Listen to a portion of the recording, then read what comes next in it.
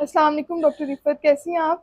वालेकुम अस्सलाम। मैं ठीक ठाक, आप बताएं कैसी हैं। अल्हम्दुलिल्लाह। तो बताएं आज आप कौन सा पेशेंट ठीक कर रही हैं?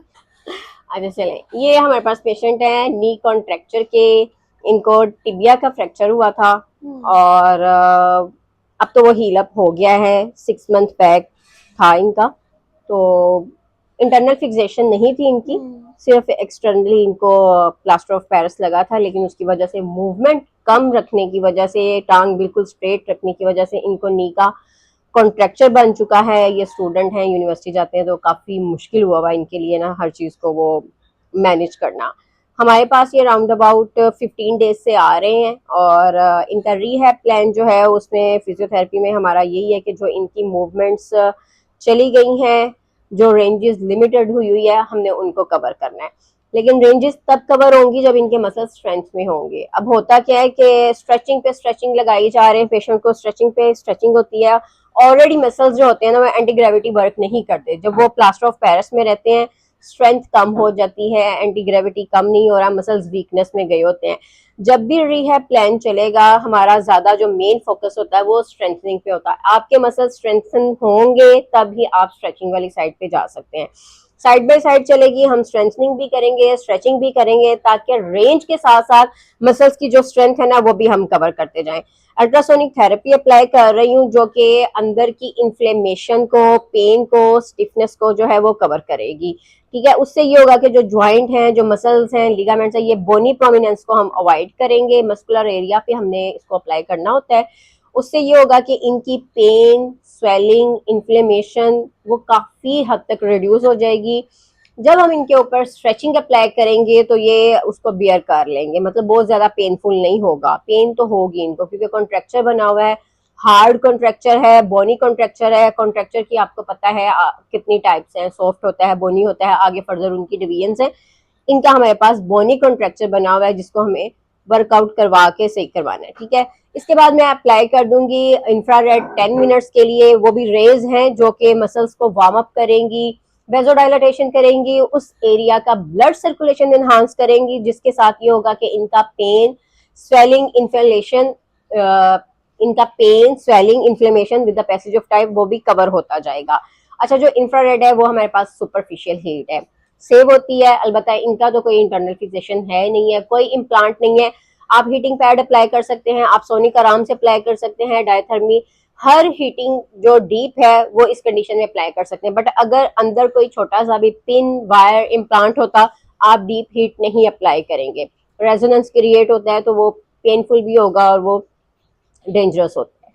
तो अभी हमारे पास ये केस जो है ये बिल्कुल सेव है। हम इसके ऊपर कोई सी भी मोडेलिटी अप्लाई कर सकते हैं। आप इस पे ईएमएस अप्लाई करें, मसल्स वीक हैं, 10 मिनट्स का ईएमएस, सोनिक और इंफ्रारेड, दैट्स एनफ। 3 मोडेलिटीज लगाएं। उसके बाद हम इनको रेंज गेन करने के लिए स्ट्रेचिंग करेंगे और स्ट्रेंथनिंग करेंगे। बात यहाँ पे खत्म नहीं होगी जब तक पेशेंट घर में प्रॉपरली वर्कआउट नहीं करेगा। ये 45 मिनट का या 60 मिनट्स का सेशन लेके अगर पेशेंट घर में दोबारा से वर्कआउट नहीं करता, वो सारा होम प्लान जो उसे दिया जाता है, गाइड किया जाता है, अगर वो उसको फॉलो नहीं करेगा तो इस थेरेपी का कोई फायदा नहीं होगा। अगले दिन पेशेंट वहीं पे स्टक मूवमेंट में आएगा। ये कॉन्ट्रेक्चर है, इसने बड़ा स्लोली रिकवर करना है। It requires 4 to 5 to 6 months आराम से आपके लग जाते हैं। अगर कोई आपको ये कहता है बॉनी कॉन्ट्रेक्चर है और 15 दिन 20 दिन की फिजियोथेरेपी से आप मुकम्मल ठीक हो जाएंगे, ऐसा नहीं हो सकता। जो कंडीशन 10-15 दिन वाली होती हैं, क्योरेबल होती हैं, वो होती हैं, बट कॉन्ट्रेक्चर हमेशा 4-6 मंथ्स आराम से ले जाता है। क्योंकि आप देखें उसके ऊपर फोर्स लगा के जोर जबरदस्ती नहीं कर सकते हैं, रिफ्रैक्चर हो सकता है, कोई और मसल लिगामेंट है उसका टीयर हो सकता है। तो हमने पेन लिमिट में रह के, पेशेंट की बेरिंग कैपेसिटी में रह के, और जितना सेफ लिमिट होगी उसमें रह के हम उसको स्ट्रेच करेंगे, स्ट्रेंथ करेंगे, और स्ट्रेंथनिंग भी day by day with the passage of time हम उसका वेट जो है या जो रेजिस्टेंस है उसको एनहांस करेंगे। सोनिक इनकी हो गई है डन। ठीक है, उसके बाद हम अप्लाई करेंगे इनको ईएमएस। और इट्स योर चॉइस कि आप ईएमएस के साथ ही इंफ्रारेड अप्लाई कर दो या आप बाद में करो। अगर आपके पास शॉर्ट टाइम है, आप दोनों चीजें साइड बाय साइड कर सकते हैं, सेव है, कोई प्रॉब्लम नहीं करेंगे। हाँ, अगर आप ईएमएस या टेंस अप्लाई कर रहे हैं अगर आप टेंस या ईएमएस कर रहे हैं तो हीटिंग पैड अवॉइड किया जाता है कि हीट ज्यादा होने की वजह से कोई बर्न वगैरह ना हो जाए, अदरवाइज आप आईआर इजीली अप्लाई कर सकते हैं। ठीक है, कर लेते हैं हम। क्वाड्स पे करेंगे, लेटरल मीडियल लिगामेंट पे करेंगे हम, बैक ऑफ द नी कर लेते हैं, हैम्स पे, ताकि जब ये चले तो इनकी प्रॉपर गेट हो। ठीक है, आप रख दें नीचे। अच्छा, मैं स्टार्ट कर रही हूँ, आपको फील हो तो मुझे बता दीजिएगा कि स्टार्ट हो गई है।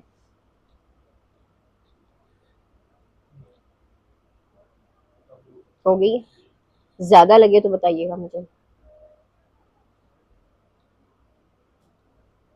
ठीक है, बियरेबल है, इरिटेशन या कोई तंगी तो नहीं हो रही, चुप तो नहीं रहा आपको, करंट टाइप तो नहीं फील हो रहा। ठीक है। अच्छा, इंटेंसिटी पेशेंट के अकॉर्डिंगली हमने सेट करनी होती है, हर पेशेंट की अपनी अपनी वो बेरिंग कैपेसिटी है। बाज जो होते हैं वो कैपेसिटी 1 पे, मतलब इंटेंसिटी 1 या 2 पे ही उनको बड़ा अच्छा फील आ रहा होता है, बल्कि ज्यादा लग रहा होता है। बाज पेशेंट हो गए जो फुल इंटेंसिटी पे भी आपको कहेंगे कि ज्यादा फील नहीं हो रहा। तो इट डिपेंड्स मसल्स की स्ट्रेंथ क्या है, रिस्पॉन्स क्या है, बॉडी टू बॉडी वेरी करता है। ठीक है, इनको जितना सूटेबल था वो मैंने इनको सेट कर दिया है। ये ऑटोमेटिक है, 10 मिनट्स बाद इसने ऑफ हो जाना है। इसके साथ ही मैं इनको इंफ्रारेड अप्लाई कर देती हूँ। और ये सारा जो मैं काम कर रही हूँ, ये इनको मैं स्ट्रेचिंग जो है उसको फिजिबल करने के लिए, इजी करने के लिए, ताकि इनको बाद में पेन ना हो, इनके मसल्स जो है वो काफी रिलैक्स हो जाए और जो कॉन्ट्रैक्चर बना हुआ है उसको आहिस्ता आहिस्ता हम नॉर्मलाइज कर सकें या उस कॉन्ट्रैक्चर को ब्रेक कर सकें। हम नहीं, कॉन्ट्रैक्चर ब्रेक नहीं होता है, एडहेजन्स ब्रेक होती हैं, उसको हम नॉर्मल रेंजेस की तरफ ले जाएं, ताकि इनकी जो बेंडिंग में इशू आ रहा है वो हो जाए, इनको जो गेट में इशू आ रहा है, जो चलने में लंगड़ाहट या वो एक बैड इम्पैक्ट आ रहा है कि उनकी गेट प्रॉपर नहीं है, हमें वो सारी चीजों को कवर करना है। अच्छा, ट्रीटमेंट इनका हो रहा है, 10 मिनट्स लगेंगे। उन 10 मिनट्स में पेशेंट का नाम उमर है, उमर से हम हिस्ट्री पूछ लेते हैं कि उनके साथ क्या हादसा हुआ था, क्या इंसिडेंस हुआ था, जिसके बाद इनके घुटने की ये कंडीशन हो गई है। हमारे पास ये जब से आ रहे हैं, इनको क्या फर्क फील हो रहा है, फिजियोथेरेपी कितनी इंपॉर्टेंट है रिहैब प्लान के लिए, अब वो हमें उम्र बताएंगे कि वो क्या फील करते हैं। आप बैठ जाएंगे? यस। आप बैठे, बैठ, शाबाश। कोई इसमें आपको मसला तो नहीं हो रहा? नहीं इजी है ना? जी चलो जी। ठीक। अच्छा बताएं, उम्र क्या हुआ था आपको? मेरा 14 मंथ्स पहले ना बाइक स्लिप हो गई थी, तो जिसकी वजह से मेरा जो है ये टीबियल फ्रैक्चर हो गया था। अच्छा, तो डॉक्टर्स ने जो है था मुझे 2 मंथ्स तक जो है प्लास्टर का था लगा के रखना है, बिल्कुल स्ट्रेट लेग रखनी है। ठीक है। तो कोई मूवमेंट, कोई फिजियो वगैरह उन्होंने नहीं बताई थी, जिसकी वजह से मेरा नी जो है स्टिफ हो गया था। अच्छा, यहाँ यहाँ पे सबसे बड़ी चीज जो मैं ऐड करूंगी ना, थोड़ा सा ड्रॉबैक ये चल रहा है कि घुटना, इवन कि कोई भी आपका फ्रैक्चर है, आप ऑपरेट करवाते हैं, उसके लिए री है बहुत जरूरी है। डॉक्टर्स की तरफ से रिकमेंड नहीं की जाती। देखिए, पेशेंट्स को नहीं पता कि उन्होंने फिजियोथेरेपी करवानी है। जब डॉक्टर की तरफ से ही रिकमेंड नहीं की जाएगी, पेशेंट बेचारे को क्या पता है कि वो क्या करवाए। होता ये है कि वो इधर घूमने के बाद जब उसको आइडिया होता है कि मुझे फिजियोथेरेपी करवानी है, या कोई अच्छा डॉक्टर जो उसको ये रिकमेंड करता है कि आप फिजियोथेरेपिस्ट के पास जाएं, तब तक पेशेंट कॉन्ट्रैक्चर में आ चुका होता है। सेम उम्र के साथ भी ऐसा ही हुआ है। अगर इनिशियल कंडीशन में इनको फिजियोथेरेपी एडवाइस की जाती तो मेरे ख्याल में इतना टाइम नहीं लगना था, विद इन डेज जो थोड़ी बहुत लिमिटेशन थी वो हम कवर कर लेते। लेकिन 14 मंथ्स बैक इनका एक्सीडेंट होता है, जिसके बाद इनका कभी इस डॉक्टर के पास गए, कभी इधर गए, फाइनली जाके पता लगा कि इनका टिबिया का फ्रैक्चर था। उसके बाद इनको एक्सटर्नल फिक्सेशन के तौर पर प्लास्टर ऑफ पेरिस लगा, जो कि 6 वीक्स के बाद उतरता है। मुकम्मल तौर पे इमोबिलाइज होने की वजह से इनको जो था मूवमेंट में रिस्ट्रिक्शन थी, बट गाइड नहीं किया गया, फिजियोथेरेपी नहीं की गई, जिसके बाद ना कोई रिहैब प्लान था। इन्होंने डर के मारे कि फ्रैक्चर है, टांग को बिल्कुल सीधे ही रखा। फाइनली ये हुआ कि इतने टाइम के बाद ये एक बोनी कॉन्ट्रैक्चर में कन्वर्ट हो चुका है। अच्छा, इतना टाइम आप इधर उधर जाते रहे हैं, आपके अपने माइंड में, आप स्टूडेंट हैं, पढ़ते हैं, कभी नहीं जी। आया कि मुझे इसका कोई रिहैब, कोई एक्सरसाइज, कोई फिजियोथेरेपी करवानी है? मैंने बहुत जगह पर ट्राई किया था, लेकिन वो रिजल्ट नहीं मिल रहा था मुझे। अच्छा, यानी फिजियोथेरेपी का रिजल्ट नहीं मिला। वो कह रहे हैं कि वो ट्राई कर चुके हैं। आपने खुद पर्सनली जाके किया था या किसी डॉक्टर ने रिकमेंड किया था नहीं नहीं, आपको? मैंने पर्सनली जाके जो है किया था। अच्छा, वही वो सेम बात है ना कि डॉक्टर रिकमेंडेशन नहीं थी। मे बी इन्होंने नेट से देखा होगा अपना ट्रीटमेंट प्लान के बेस्ट क्या हो सकता है रिकवरी के लिए। पर्सनली इन्होंने असेस किया, अप्रोच किया, फिजियोथेरेपी क्लिनिक्स को, जहां पे जाके इनको इनकी एक्सपेक्टेशन के मुताबिक रिजल्ट्स नहीं मिले। अच्छा, उसमें अब क्या होता है कि अक्सर लोग फिजियोथेरेपी स्किप कर जाते हैं जब रिजल्ट्स नहीं आ रहे होते।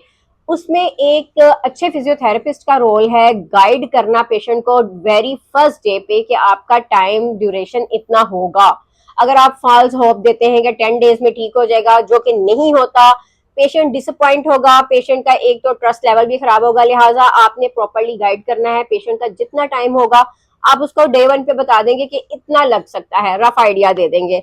अच्छा ठीक है, जो भी हुआ जैसे भी हुआ, फाइनली ये हमारे पास फिजियोथेरेपी डिपार्टमेंट में आ जाते हैं। राउंड अबाउट कितना टाइम हो गया आपको यहाँ पे आते? 15 डेज। 15 दिन से ये हमारे पास आ रहे हैं। अच्छा, आप 15 दिन से रेगुलर आ रहे हैं, आपने छुट्टी भी नहीं की।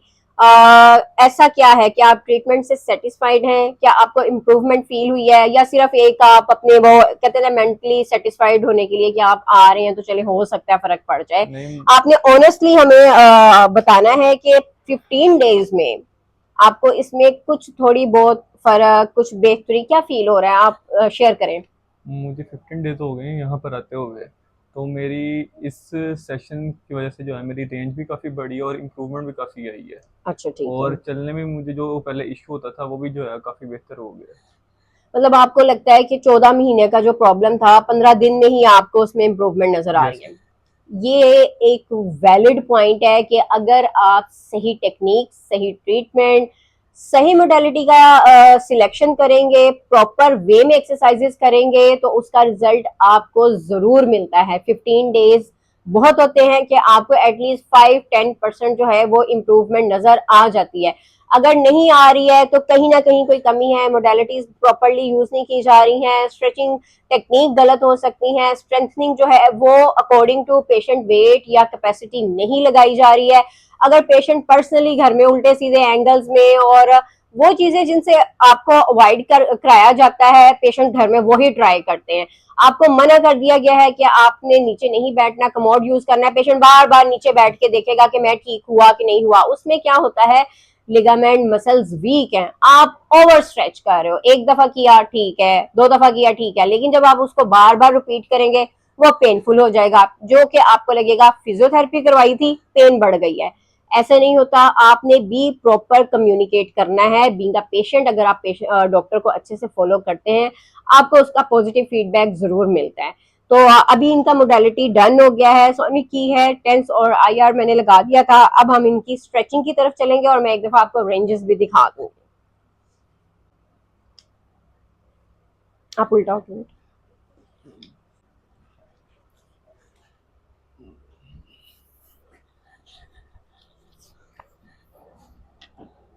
करें, बेंड करें, आहिस्ता आहिस्ता आहिस्ता आहिस्ता बेंड करें। अच्छा, ये इनकी फुल रेंज है। जब हमारे पास आए थे तो ये राउंड अबाउट 70-80 पे थे। माशाल्लाह इन्होंने 15 दिन में 10-15-20 डिग्री कवर कर लिया है। ठीक है, अब मैं आपको प्रॉपर टेक्निक बताती हूँ कि हमने इनकी स्ट्रेचिंग किस तरह से करानी है। फर्स्ट ऑफ ऑल ये कि पेशेंट को आप प्रोन में ले जाएंगे, उल्टा लेटा देंगे। इनके घुटने के नीचे हम कोई सॉफ्ट पिलो, टॉवल कुछ भी रखेंगे, ताकि जब मैं इनको स्ट्रेचिंग दूं तो इनको नी में जो है वो कोई हार्ड फील ना आए या ज्यादा ओवर स्ट्रेच फील ना हो। अच्छा, ये टॉवल मैंने ले लिए, ये मैं स्पोर्ट के लिए, मतलब ताकि इनको ना जरा कोई हार्ड फील ना आए, स्ट्रेच कराते फील ना हो, इस तरह से। ठीक है, आपको नीचे से हार्ड तो नहीं लग रहा? No ma'am. बिल्कुल ठीक है। अच्छा, एक छोटे साइज का पिलो है और एक छोटे साइज का टॉवल है। ठीक है, ये मैं रखूंगी यहाँ पे ताकि जब मैं स्ट्रेच करूं तो ये कंफर्टेबल रहे, इनको पेन फील ना हो। ठीक, जो उस साइड पे आना है,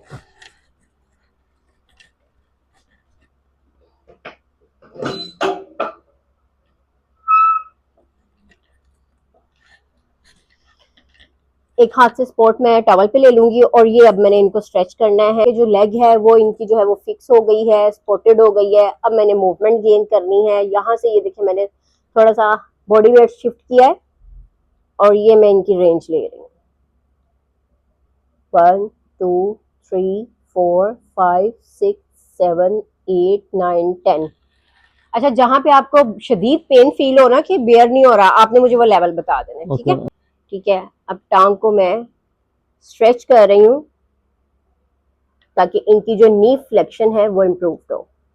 1 2 3 4 5 1 2। अच्छा यहाँ ये देखें, ये मैक्सिमम इस टाइम मैंने फोर्स लगाया हुआ है, इनकी टांग में शिवरिंग आ रही है। इस एंगल से या इस लेवल से मैं आगे नहीं लेकर जाऊंगी, पेनफुल हो जाएगा और हार्मफुल भी हो सकता है।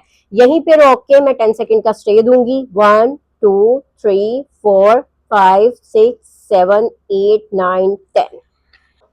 अच्छा, इसको मैंने 10 टाइम रिपीट करना है, पेन की लिमिट में रहते हुए करना है। अब मैं पेशेंट को होम प्लान दूंगी, तो मैं यही एक्सरसाइज घर में कैसे करवा सकती हूँ। पेशेंट ने यही एक्सरसाइज टॉवल को नीचे रख के, एक टॉवल को अपने पॉप्लिटियल फोसा या नी की बैक साइड पे रखना है और इन्होंने इस तरह से करना है। थेरा बैंड मिलते हैं या कोई भी बैंड ले लिया या ये दुपट्टा लेके अपनी टांग में डालेंगे और फ्रंट से ये उसको अपनी तरफ पुल कर लेंगे। उसमें ये सेव होगा कि अगर कोई दूसरा बंदा इन पे फोर्स लगाता है, मे बी वो ज्यादा लगा जाए, एंगल खराब कर जाए, बट ये पर्सनली जब करेंगे तो जितना ये बर्दाश्त कर सकते हैं इजीली ये कर सकेंगे और उसमें कोई मतलब डेंजरस चीज नहीं होगी, मतलब उसमें कोई खतरे वाली बात नहीं होगी। ठीक है, पेन वगैरह नहीं होगी, ये नॉर्मल कर सकते हैं। अच्छा, ये हमने स्ट्रेचिंग करवा ली है, क्वाड्स की स्ट्रेचिंग करवाई है ताकि इनकी फ्लेक्शन जो है वो बेहतर हो जाए। अब हमने इनको स्ट्रेंथनिंग प्लान देना है। हम पर्सनली खुद भी रेजिस्टेंस के साथ करवा सकते हैं। होम प्लान के लिए भी मैं बता दूंगी कि पेशेंट कैसे कर सकता है। उठ के बैठ। अच्छा, स्ट्रेचिंग के बाद सेकंड हम चलेंगे स्ट्रेंथनिंग साइड पे। पेशेंट को आप बिल्कुल एज पे ले आएंगे। ये इनके घुटने देख लेंगे, बिल्कुल एज पे है ना, ठीक है। उसमें अब क्या है कि हम पेशेंट को रेजिस्टेंस अप्लाई कर सकते हैं।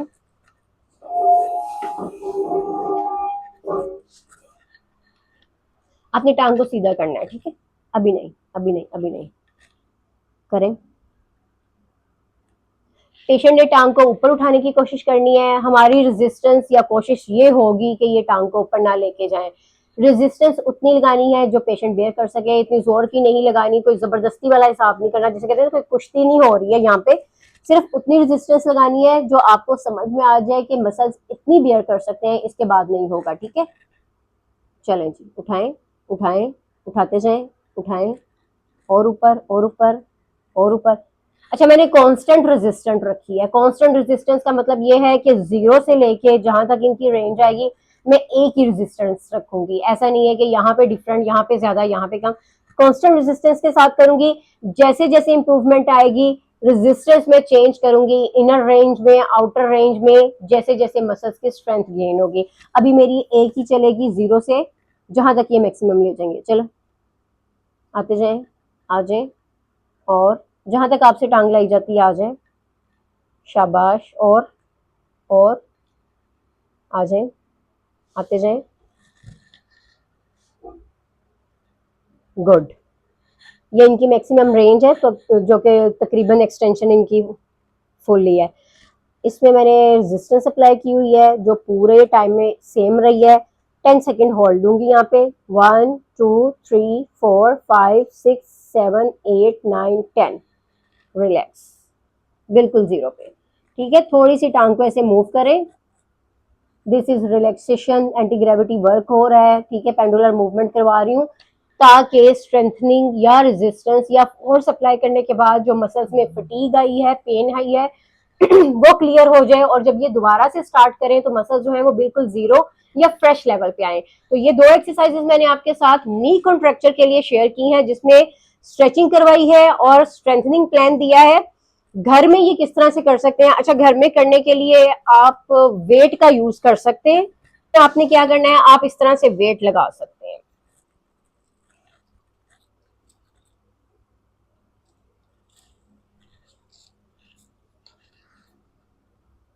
ठीक है, ये भी कांस्टेंट रेजिस्टेंस है, इन्होंने खुद ही उठाना है। उठाएं, शाबाश।